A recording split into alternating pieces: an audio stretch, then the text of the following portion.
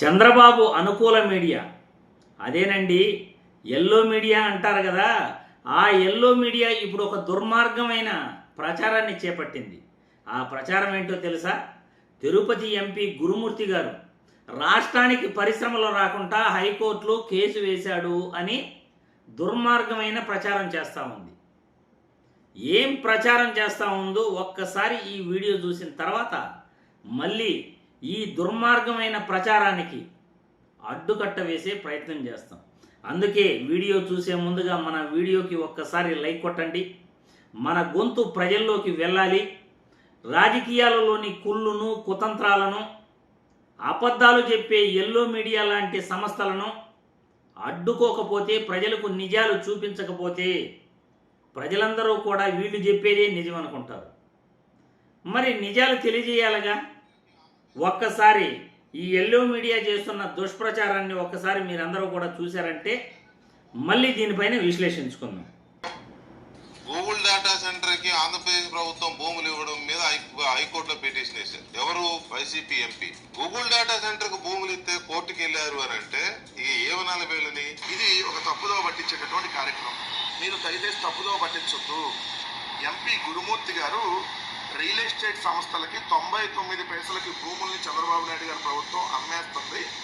వందల కోట్ల రూపాయల విలువైనటువంటి భూములు హైదరాబాదు, బెంగళూరు కేంద్రంగా రియల్ ఎస్టేట్ వ్యాపారాలు చేస్తున్నటువంటి రహేజా కావచ్చు, సత్వా డెవలపర్స్ కావచ్చు, వీళ్ళకి అప్పనంగా 99 పైసలకు మీరు భూముల్ని అమ్మేస్తున్నారు. దాని మీద ఫిల్ వేశారు. మేము ఎక్కడా వైఎస్ఆర్ కాంగ్రెస్ పార్టీ ఏదైతే పరిశ్రమలు రావడానికి ఎక్కడా వ్యతిరేకం కాదు. ఎందుకంటే మా హయాంలో ఒకేసారి 13 లక్షల కోట్ల రూపాయలకు సంబంధించినటువంటి ఎంఓయూలు జరిగి దాంట్లో 6 లక్షల కోట్ల రూపాయలకు సంబంధించి ఆల్రెడీ గ్రౌండ్ అవుతామని మేము ఉన్నప్పుడు చాలా వరకు అయినాయి. సో ఏదైతే వైఎస్ఆర్ కాంగ్రెస్ పార్టీ ఎప్పుడు కూడా పరిశ్రమలు రావడానికి, పరిశ్రమలకు భూములు కేటాయించడానికి వ్యతిరేకం కాదు. రియల్ ఎస్టేట్ వ్యాపారం చేస్తూ 99 పైసలకి ఉల్ఫాగాలకో లేదంటే తెలుగుదేశం బఫూన్గాలకో భూములను ఏదైతే అమ్మేస్తున్నారో దానికి వ్యతిరేకం అనేది మాత్రం క్లియర్. చూశారు కదా, ఏబిఎన్ ఆంధ్రజ్యోతి ఛానల్లో ఏకంగా పరిశ్రమలు రాకుండా ఉండడానికే ఎంపీ గురుమూర్తి గారు హైకోర్టులో పిటిషన్ వేశాడు. దానికి హైకోర్టు ఆయనపై సీరియస్ అయ్యింది అంటూ వార్తా కథనాలు మీడియాలో చూస్తున్నాం. టీడీపీ అనుకూల మీడియాకు ఇంతకన్నా చీప్గా ప్రచారం వాళ్ళు టీడీపీ అనుకూల మీడియాకు అబద్ధాలు ప్రచారం చేయడం అంటే వాళ్ళకు మంచి సరదా అన్నమాట. అవతల వాడిని గిల్లటం, వాళ్ళ చేత గిల్లించుకోవటం వీళ్ళకు అలవాటే. అదేంటో టీడీపీ వాళ్ళు కానీ చంద్రబాబు నాయుడు కానీ ఏదైనా ఒక ఆరోపణ చేశారంటే వితిన్ హాఫ్ అన్ అవర్లో వాళ్ళు దొరికిపోతారు. ఇప్పుడు ఎంపీ గురుమూర్తి గారు వేసిన పిటిషన్ గురించి మనం మాట్లాడుకోవాలి. ఇక్కడ ప్రతి ఒక్కరికి కూడా తెలియాల్సింది ఏమిటంటే, ఎంపీ గురుమూర్తి గారు వేసిన పిటిషన్ రాష్ట్రంలో పరిశ్రమలు రాకుండా ఉండడానికి కాదు, గూగుల్ డేటా సెంటర్లను, పరిశ్రమలను అడ్డుకోవటానికి కాదు. ఆయన పిటిషన్ వేసింది ఎవరికైతే 99 పైసలకే అసలు అర్హత లేని వ్యక్తులకు భూములు దారాదత్తం చేస్తున్నారో, వేల కోట్లు ప్రభుత్వ విలువైన భూములను అర్హత లేని వాళ్ళకి, అసలు కంపెనీలే రిజిస్ట్రేషన్ చేసుకోనటువంటి వాళ్ళకి, ₹1,00,000 50,000కి కంపెనీ రిజిస్ట్రేషన్ చేసుకుని కంపెనీ క్యాపిటల్ పెట్టి మూలధనం పెట్టి ₹1,00,000కే నేను వ్యాపారవేత్త అని చెప్పుకుంటున్న కొన్ని దొంగ కంపెనీలకు, రియల్ ఎస్టేట్ కంపెనీలకు వేల కోట్ల విలువైన భూములను ఈ ప్రభుత్వం దోచిపెడతా ఉంది. అందులో లోపాయకారి ఒప్పందాలు ఉన్నాయి.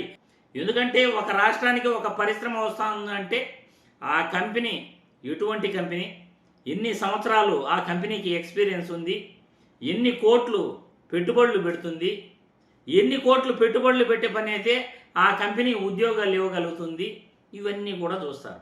ఎవడైనా రియల్ ఎస్టేట్ కంపెనీకి భూములు ఇస్తారా అండి? ఎవరైనా ఊరు పేరు లేని కంపెనీలకు ఉచితంగా వేల కోట్ల విలువైన భూమి ఇస్తారా అండి? అలాగైతే నేను కూడా ఒక 2 లక్షలు పెట్టుబడి పెడతాను, 5 లక్షలు కూడా నేను పెట్టుబడి పెడతాను. నాకు వైజాగ్లో నడి సెంటర్లో భూమి కావాలి, ఇస్తారా? పోనీ అమరావతి రాజధానిలో నాకు భూమి కావాలి, నేను 5 లక్షలు పెట్టుబడి పెడతాను, నేను కూడా ఉద్యోగాలు ఇప్పిస్తాను అని చెప్తాను, నాకు భూమి ఇస్తారా చెప్పండి? చెప్పండి, ఎవరైనా నాకు భూమి ఇప్పించగలరా నారా లోకేష్తో కానీ చంద్రబాబుతో కానీ మాట్లాడి. ఊరు పేరు లేని కంపెనీలకు, అసలు రిజిస్ట్రేషనే లేని కంపెనీలకు, అసలు 50,000 లక్ష రూపాయలు కూడా క్యాపిటల్ పెట్టలేని, ఇన్వెస్ట్మెంట్ పెట్టలేని, ఊరు పేరు లేని వ్యక్తులకు వేల కోట్ల విలువైన భూములను దారాదత్తం చేస్తుంటే ఎంపీ గురుమూర్తి గారు ఇటువంటి అన్యాయాలు జరుగుతున్నాయి అని హైకోర్టుకు పిటిషన్ వేశాడు. ఆయన పిటిషన్ వేశాడు. హైకోర్టు ప్రభుత్వాన్ని పిటిషన్ వేయమని కోరటం జరిగింది.